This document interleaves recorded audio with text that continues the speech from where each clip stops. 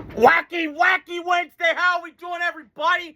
It's your guy, the man, and this host of this hour, Sammy the Man McIntyre. We are back with Moving the Chains podcast. Had to show my face there. We're repping the sign today. There was something in the air tonight. Fernando. It's become pretty clear, guys. Fernando Mendoza, slam dunk, put it in pen.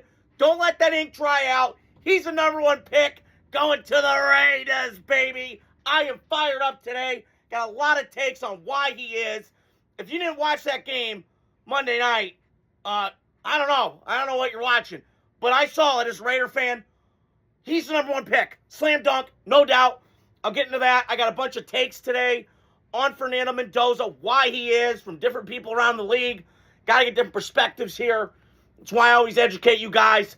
And then I also want to touch on the John Harbaugh-Giants, because I told you guys I would talk about him, but he finally got the job Tuesday, which was yesterday.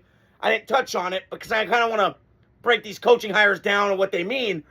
And then Robert Saleh, I'll touch on later in the week. He got the job with the Titans yesterday. Or Monday night, he got the gig, but I didn't get the news till yesterday. Okay, so Fernando Mendoza, national champion, won Monday night. It was not pretty, but that kid has got everything you want in a franchise quarterback. I mean, is he Jared Goff? Jared Goff was the number one pick, and he got to a lot of Super Bowls and won a lot of games. If you build this thing, which the Raiders need to do, they got a lot of work to do. And just a cap, why he's worth the number one. Now, is he Cam Newton, trait-wise? No. But he's got toughness, maturity, humble, great story, great kid, deliver under pressure. I don't know what more you want. I mean, I don't even care about the trolls on the internet. They're stupid. It's like watching TikTok. Don't listen to anything TikTokers say. Some of them got value. A lot of them take them with a grain of salt. Okay? We don't really care because China's watching us regardless. Besides the point. That's why I got off of TikTok years ago. That and it takes up a lot of storage on my phone. But I'm going to read you some stuff today that I figured out with Fernando. So Lance Zierlein is for you those of you who don't know, Lance Zierlein was an ex-scout. Him, Daniel Jeremiah, Bucky Brooks, they're really knowledgeable in their stuff. And I took a screenshot yesterday. Watching Fernando Mendoza tape all day and digging in some of the data that goes with it.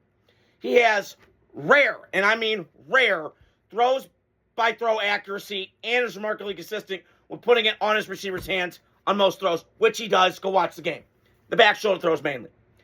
And the stat that blew me away, and this is fascinating, on 3rd down and 8, plus, like the money downs, 23 of 32, which is 71%, 72% completion percentage, 435, 7 touchdowns, 1 interception.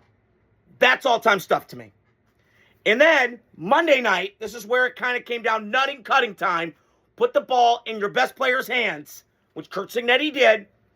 4 of 7, 82 yards, a touchdown, ice in his veins, laser precision, and 0 panic. That's number one pick stuff. And here's the other part.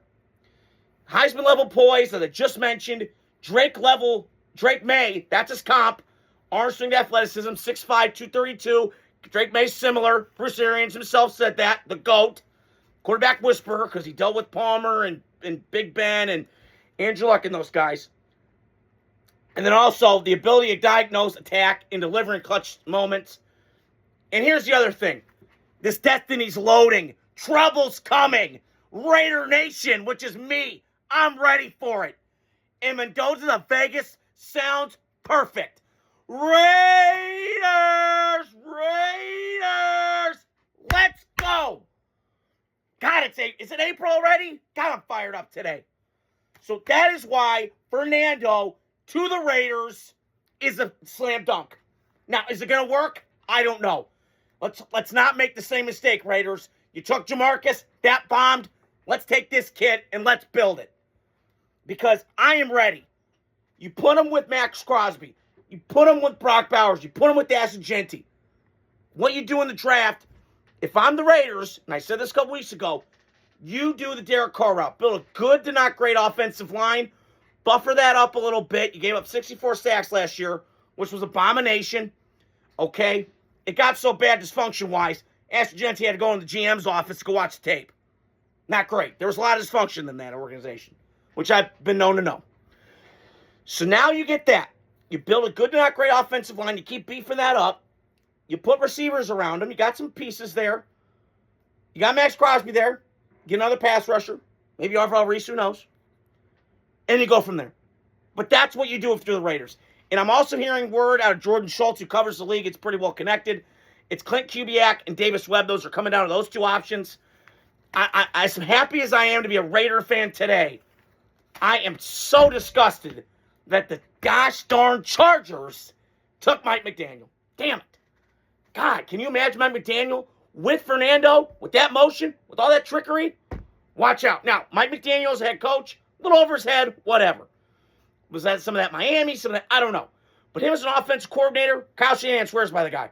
And he's a genius when it comes to run game, the design, motion, shifts, all that stuff, the eye candy. Your eyes are going, woo, woo, woo, woo, woo. We don't know where it's going. He does that perfectly well.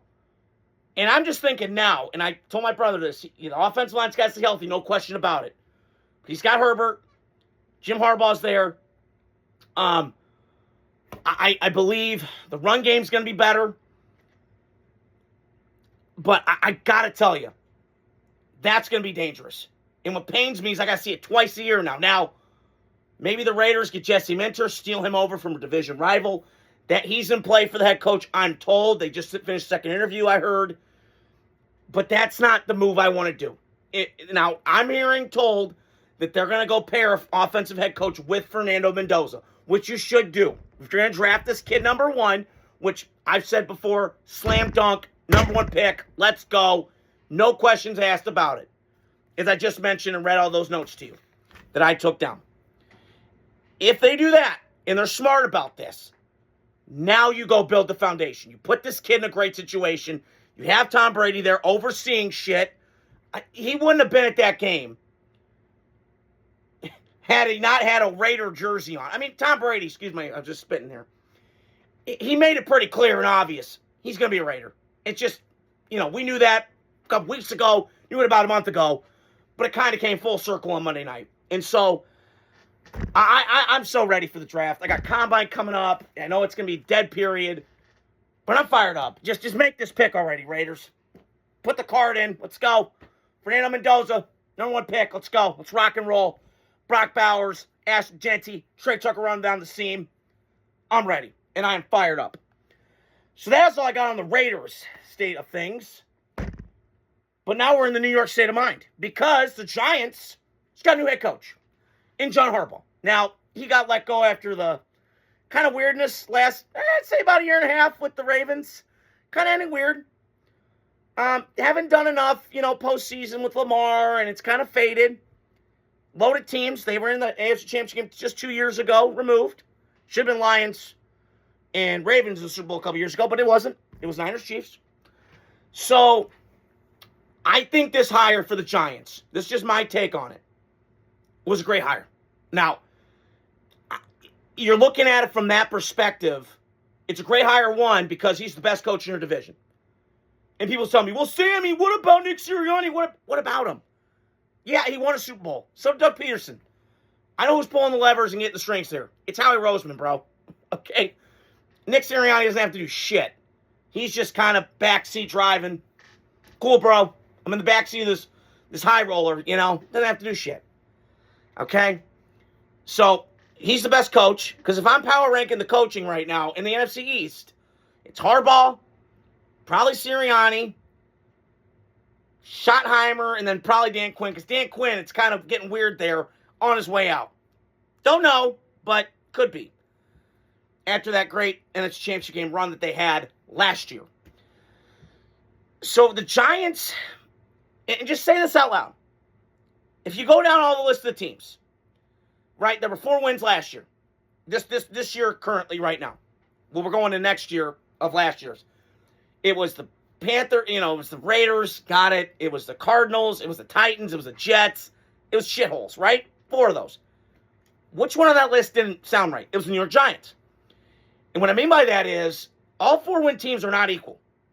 Giants were in every game last year that I watched. And they were in the game against the Cowboys. They were in the game against Denver. They were in the game against the Bears and the Lions. Well-run teams and solid teams, I would say.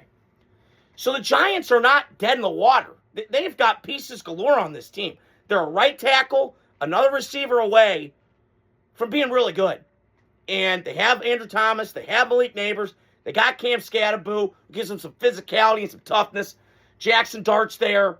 I like Jackson Dart a lot, but like John Gruden mentioned, he's evil Knievel. Got to stay out of that damn blue tent. Has to.